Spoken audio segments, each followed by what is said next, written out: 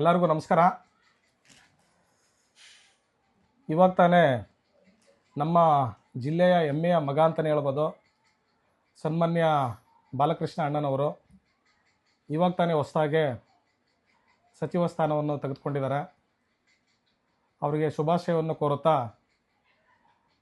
ನಾವು ಯೋಚನೆ ಮಾಡಿದಾಗ ನಮ್ಮ ಜಿಲ್ಲೆ ಮತ್ತು ರಾಜ್ಯಕ್ಕೆ ಅವರ ಕೊಡುಗೆ ಎಷ್ಟೊಂದು ಇರುತ್ತೆ ಅಂತ ಸಂತೋಷ. ನಮಗೆ ನಮ್ಮ ಜಿಲ್ಲೆ ಇನ್ನೂ ಅಭಿವೃದ್ಧಿ ಆಗಬೇಕು.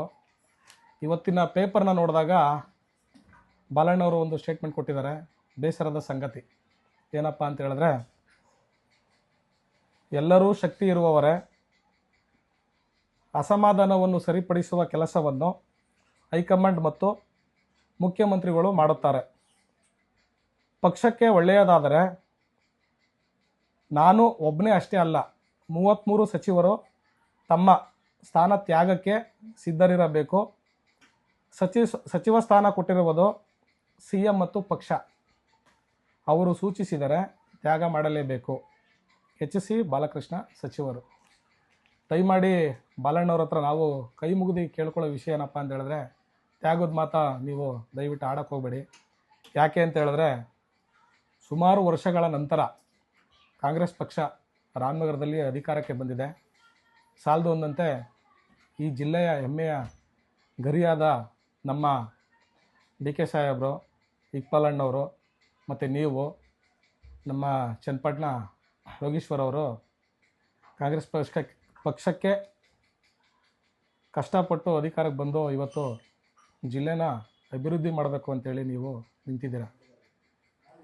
ಇತ್ತೀಚಿನ ದಿನಗಳಲ್ಲಿ ನೀವು ತ್ಯಾಗದ ಬಗ್ಗೆ ಮಾತಾಡ್ತಾ ಇದ್ದೀರಾ. ದಯವಿಟ್ಟು ಆ ಮಾತನ್ನು ನೀವು ವಾಪಸ್ ತಗೊಳ್ಳಿ. ಯಾಕೆ ಅಂತ ಹೇಳಿದ್ರೆ, ನಿಮ್ಮ ಶಕ್ತಿ ಏನು ಅಂತೇಳಿ ಇಡೀ ಕರ್ನಾಟಕಕ್ಕೆ ಗೊತ್ತು. ಕರ್ನಾಟಕ ಅಭಿವೃದ್ಧಿ ಆಗಬೇಕು.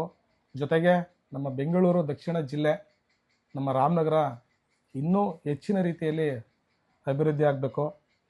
ನಮ್ಮ ರಾಮನಗರದಲ್ಲಿ ಇಕ್ಬಾಲ್ ಹುಸೇನ್ ಅಣ್ಣವರು ಗೆದ್ದ ನಂತರ ಹಗಲು ರಾತ್ರಿ ಅವರ ಆರೋಗ್ಯನ ಕೆಡಿಸ್ಕೊಂಡು, ಅವರ ಆರೋಗ್ಯನ ಲೆಕ್ಕಿಸ್ತೇನೆ ಈ ತಾಲೂಕನ್ನು ಅಭಿವೃದ್ಧಿ ಮಾಡಬೇಕು ಅಂತೇಳಿ ಒಂದು ಪಣ ತೊಟ್ಟಿದ್ದಾರೆ. ಅಂಥ ಒಂದು ಶಾಸಕರು ಇರಬೇಕಾದ್ರೆ, ನಿಮ್ಮಂಥ ಒಬ್ಬರು ಸಚಿವರು ಇರಬೇಕಾದ್ರೆ, ನಮ್ಮ ಜಿಲ್ಲೆಯ ಹೆಮ್ಮೆಯ ಮಗ DK ಸಾಹೇಬರು ಇರಬೇಕಾದ್ರೆ, ರಾಮನಗರ ಜಿಲ್ಲೆ, ನಮ್ಮ ಬೆಂಗಳೂರು ದಕ್ಷಿಣ ಜಿಲ್ಲೆ ಅಭಿವೃದ್ಧಿ ಕಾಣಬೇಕು ಅನ್ನೋದು ನಮ್ಮೆಲ್ಲರ ಆಶಯ. ಆದ್ದರಿಂದ ದಯಮಾಡಿ ಕೊಟ್ಟಿರುವಂಥ ಈ ಅವಕಾಶನ ನೀವು ಸದುಪಯೋಗ ಮಾಡ್ಕೊಂಡು ಜಿಲ್ಲೆನ ಅಭಿವೃದ್ಧಿ ಮಾಡಬೇಕು ಅಂತೇಳಿ ಈ ಮೂಲಕ ನಾವೆಲ್ಲ ಕಾಂಗ್ರೆಸ್ ಪಕ್ಷದ ಕಾರ್ಯಕರ್ತರು ಹಾಗೂ ನಿಮ್ಮ ಅಭಿಮಾನಿಗಳು ನಿಮ್ಮ ಹತ್ರ ಮನವಿ ಮಾಡ್ತಾ ಇದ್ದೀವಿ.